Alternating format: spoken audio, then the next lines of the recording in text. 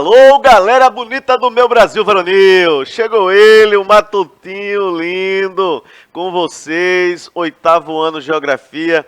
E hoje a gente voltando aí de um período de recesso, todo mundo aí descansado, com a preguiça danada, parece que o dia não passa, a hora não passa, mas a gente chega com todo gás, com todo vapor, né? Sejam bem-vindos a mais uma aula de Geografia. Hoje estamos aqui com Helena. Chega batendo aqui, Helena. Ó, uhul! Helena tá aqui, Helena que é a nossa intérprete de Libras. E também aqui nos nossos estúdios da TV Nova Nordeste, canal 22.4 ao vivo e a cores para todo o Brasil, a professora Vanessa. Seja bem-vinda, professora Vanessa. Opa, obrigada. Que bom estar aqui, né? Nesse retorno, depois de ter descansado, né? Acho que vocês descansaram, passearam. Enfim, vamos voltando aqui. Puxa aí a tua cadeira, o teu caderno, o teu celular, né? Para poder interagir aqui com a gente, né? Para a gente voltar nessa caminhada de aprendizado, que é muito importante. E quando há interação, aí é que fortalece mesmo, que a gente deixa o aprendizado bem mais intenso. E é muito bom, né? Essa troca. Então, já que a gente está falando de troca, de interação, sim, eu vou deixar a sugestão. Qual, professor Giorgio? Aproveita, pede para Juninho Play, botar aí o QR Codes aí, ó. Os QR Codes aí na sua telinha, para você direcionar seu celular e baixar o aplicativo do Educa Recife e interagir com a gente aqui. Eu já estou ligada no chat, certo? Vou ficar aqui aguardando. Se vocês tiverem algum comentário, alguma dúvida, a gente vai tirando aqui ao vivo. Vê que legal. É massa isso. Mas aí você diz assim, professora, mas esse horário eu não consegui assistir a aula ao vivo. Não tem problema, vocês podem ter acesso a essa mesma aula no canal do Educa Recife, lá no YouTube. Sim. Que legal. E lá eles também podem deixar os comentários, professor Giorgio. Pode. Muito bacana. Se deixar os comentários, a gente responde depois, professora? Com certeza. A gente nunca deixa sem respondê-los, certo? Então, fica aí essa dica importantíssima, valiosa, da interação, dessa troca, que é importante demais. Então, vou deixar agora a palavra com o professor Giorgio e eu vou ficar por aqui, viu? Qualquer momento eu peço a palavra também. Sim, senhora. Vamos lá, então. Ó, gente, tela cheia aqui. Vê que coisa boa aí, que imagem massa aí, esse negocinho rodando aí. O que foi que a gente estudou, né? Aí, antes um pouquinho desse recesso do São João, né, que passou, nós estudamos o quê? Ora, nós vimos que do ponto de vista do trabalho humano e da economia, vimos um negócio chamado de modos de produção. Não é? E esses modos de produção, o que na verdade são? Olha só, a definição de modos de produção. A gente tem uma definição aí o seguinte, ó, preste atenção. Modos de produção é a maneira pela qual, olha só, a sociedade produz seus bens e serviços. Como os utiliza e como os distribui. Portanto, o modo de produção de uma sociedade é formado por suas forças produtivas e pelas relações de produção existentes nessa sociedade. Então vamos agora tentar dar uma explicação bem mastigadinha para você entender o que significa isso aí, traduzindo em miúdos. Modos de produção, então, é a forma como cada sociedade produz a sua riqueza. A força produtiva. Não é segundo Teresa, né? A gente tem o quê? O modo de produção é a forma como a gente trabalha, né, Teresa? Então, como a gente trabalha? Se a gente trabalha com um trabalho braçal, se é um trabalho intelectual, se é um trabalho aquele que a gente reflexivo, ou um trabalho mesmo de usar a massa muscular. Então, enfim, o resultado desse trabalho é o produto. Isso. Tá? E esse produto é o que a sociedade vai, então, trabalhar como o resultado do trabalho realizado. Para as sociedades... Esse produto vem através de um esforço, né?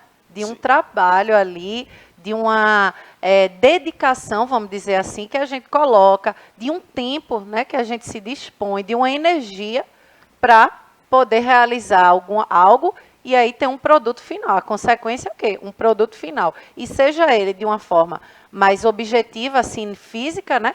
Como subjetiva, como o professor mesmo de hoje estava colocando, o intelectual, né? O estudo é uma forma de trabalho, né? Onde a gente dedica um tempo, uma energia, né? A gente se esforça Sim. para ter um resultado. Exatamente, exatamente isso. Então, quando a gente trabalha, a gente exerce uma função.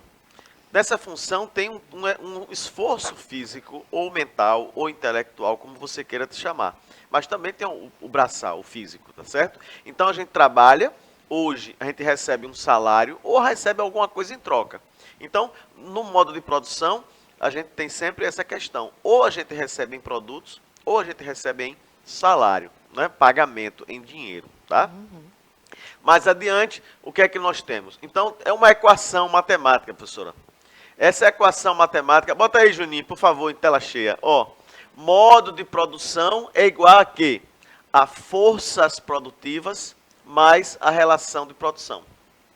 Olha só, modo de produção é igual a forças produtivas mais as relações de produção. Aí a gente vê aí um vídeo, o pessoal aí limpando, né, uma metralha, né, de uma obra, né, tirando o lixo que sobrou, né? Então você tem aí, de certa forma, esses trabalhadores, eles estão exercendo uma força produtiva, certo? Isso. As relações de produção é como vai se dar aí essa compensação por esse trabalho realizado, tá? Então, ó, portanto, o conceito de modo de produção resume claramente o fato de as relações de produção, olha, serem o centro organizador de todos os aspectos da sociedade. Ou seja, todos nós que vivemos em sociedade, nós trabalhamos, nós estamos em interação com outras pessoas. Então é nesse sentido que a gente tem na sociedade essa organização, né, de trabalho, e a geografia vai tentar trazer para a gente essa noção, né, de economia, tá certo? Mais adiante eu trago para vocês o quê? Como a gente viu aí no semestre passado, essas retrospectivas, esses elementos da história da produção, eu trago para vocês, só para a gente refrescar um pouco a memória, quais foram esses primeiros modos de produção. Lembrar vocês que, segundo Karl Marx, né, é ele que elabora... Corta para mim aqui. Corta para mim. Ó, Karl Marx e Friedrich Engels. Quem são esses dois camaradas? Eles escreveram o socialismo científico, chamados como científico. Por quê? Porque eles vão buscar uma base histórica científica para essas relações de produção ao longo da história. A gente aprende lá em história que a divisão da história é em antes da escrita, depois da escrita. Antes da escrita, Paleolítico, Neolítico, Idade dos Metais. Depois da história, né, a Idade Antiga, a Idade Média, Moderna e hoje a Idade Contemporânea. Marx, lá no século XIX, a partir de 1848, 1850, quando ele escreve os seus dois livros famosos, né, o Manifesto Comunista e o Capital, ele também, do ponto de vista da sociologia, né, e da economia, ele vai dividir a história em modos de produção. Então ele vai dizer, olha, a sociedade, em determinados momentos da história, ela vivenciou determinados tipos de economia.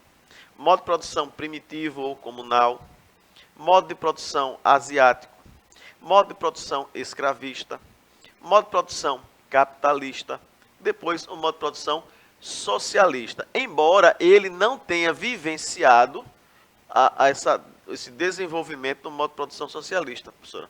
Isso. Né? Por quê? Porque, de fato, o modo de produção socialista só vai existir a partir da Revolução Russa de 1917, que você já viu essa semana aí, eu acho que com a aula do professor Luciano. E é interessante Sim. fazer um parêntese, né?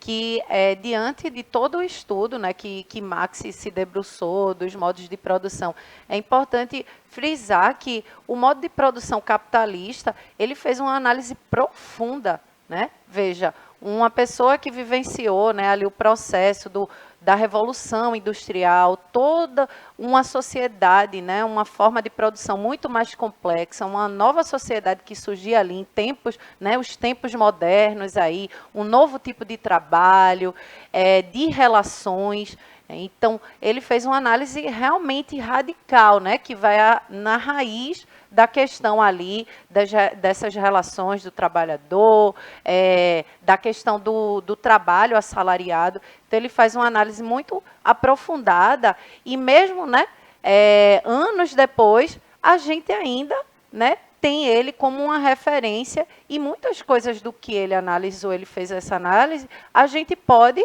enxergar, né, nos tempos atuais. Então, por isso que a gente traz a referência, né, de Marx, porque ele foi um dos principais, né, filósofos, sociólogos, que fez essa análise muito aprofundada, né, com muita, como é que eu posso dizer, cuidado, né, de fazer uma análise daquele tipo de relação, de modo de produção que estava ali emergindo, né, surgindo naquela sociedade e que não era, né, tão simples como aqueles outros modos de produção que ao longo da história e das aulas aqui a gente viu, né, como o primitivo, o servil, não era tão simples, né? Era uma nova sociedade. Novos instrumentos estavam sendo inseridos dentro da sociedade, né? As indústrias, as relações de poderes, a questão da moeda, né? O capital, o dinheiro. Então, tudo isso tornava uma sociedade bem mais complexa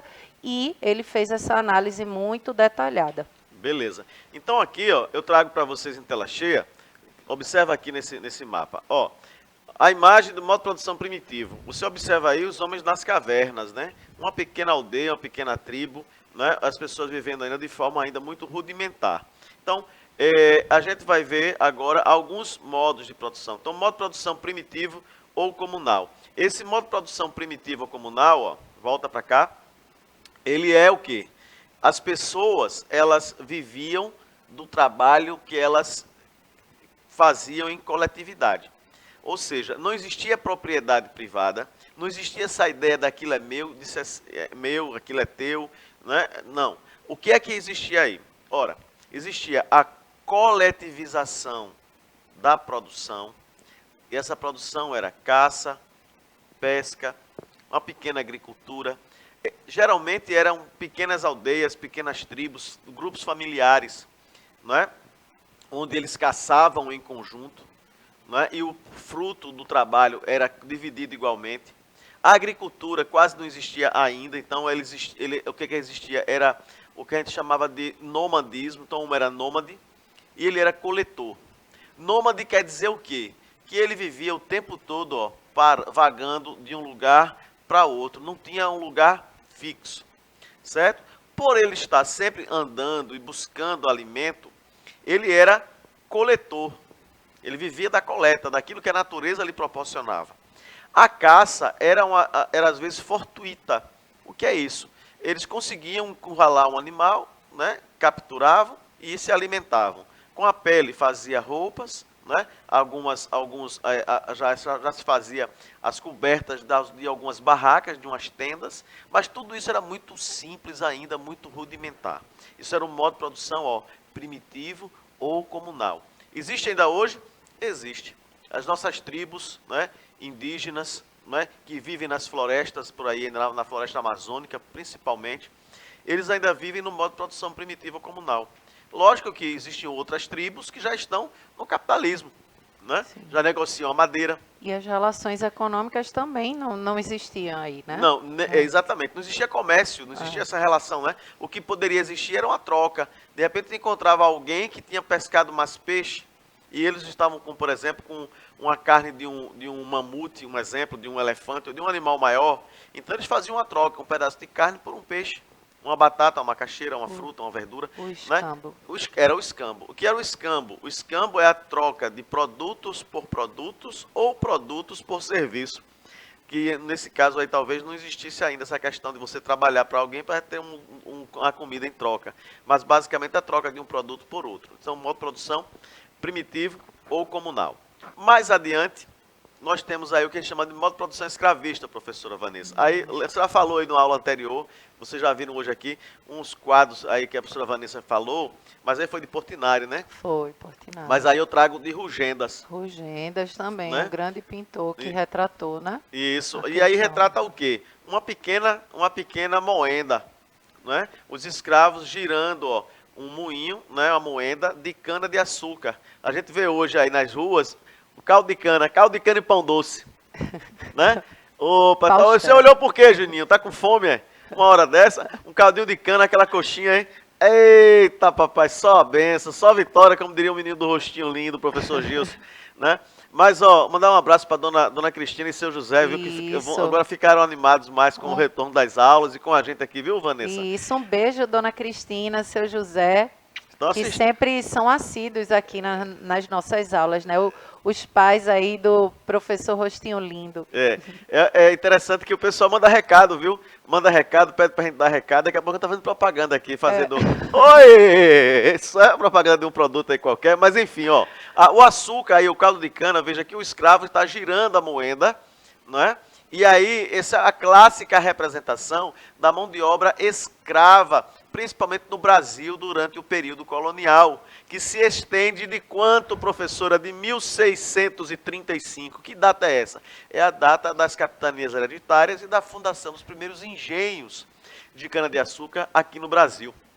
E vai até o período colonial, até mais ou menos 1808. Mas, nesse período aí, houve a decadência do açúcar, né, com a expulsão dos holandeses, em 1655, e começa o período da mineração, né, que é o ciclo do ouro, na região de Minas Gerais, onde também vai se empregar em massa a mão de obra escrava.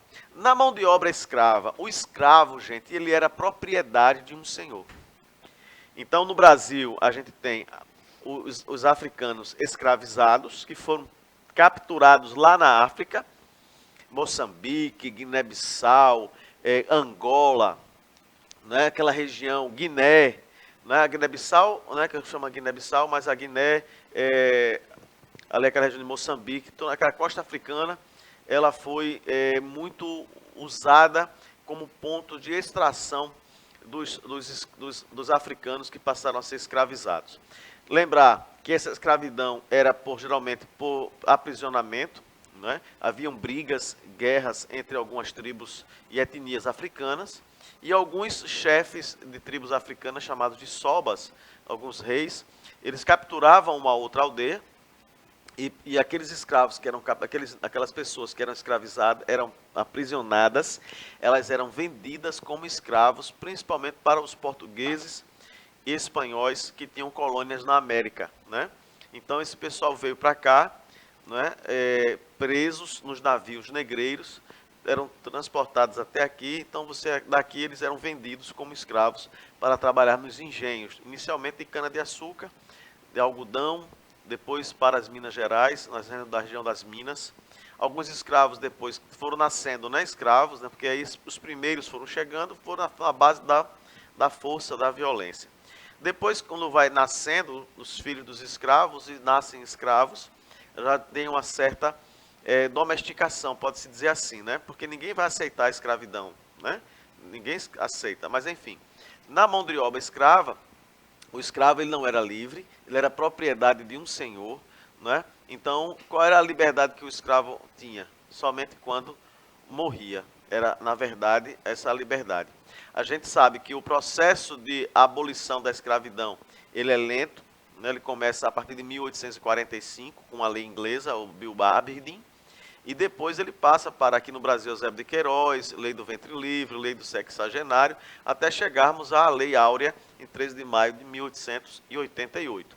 Mas a gente hoje, mesmo nos dias atuais, a gente de vez em quando escuta nos jornais, né, que nas regiões do Mato Grosso, interior do Brasil, na mata floresta amazônica, existem ainda pessoas que são encontradas como trabalho análogo à escravidão. O que é trabalho análogo? É semelhante à escravidão. Então o pessoal é levado para um local com a promessa de um trabalho, né, com um salário, e no fim das contas a gente tem uma situação de exploração.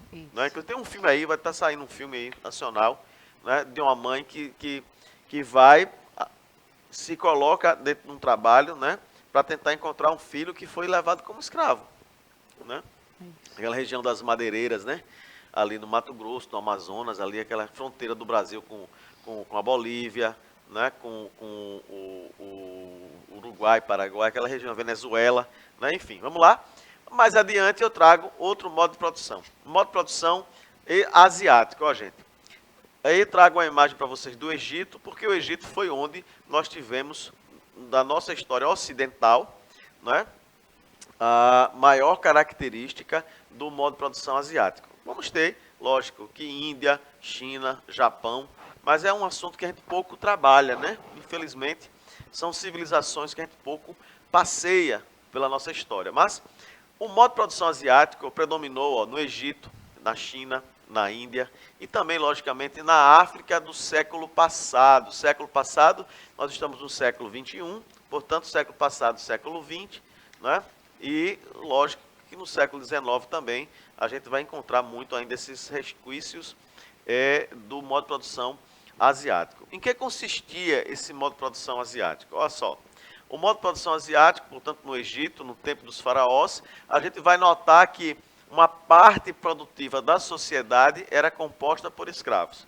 Agora, lembrar vocês, tanto no Egito como na Roma antiga, os escravos eram em pequena quantidade, viu, professora Vanessa? Isso. Vai ter determinados momentos da história que a gente vai ter um aumento da mão de obra escrava, mas também um aumento da mão de obra servil. Vai aparecer já um servo aí nessa história, tá?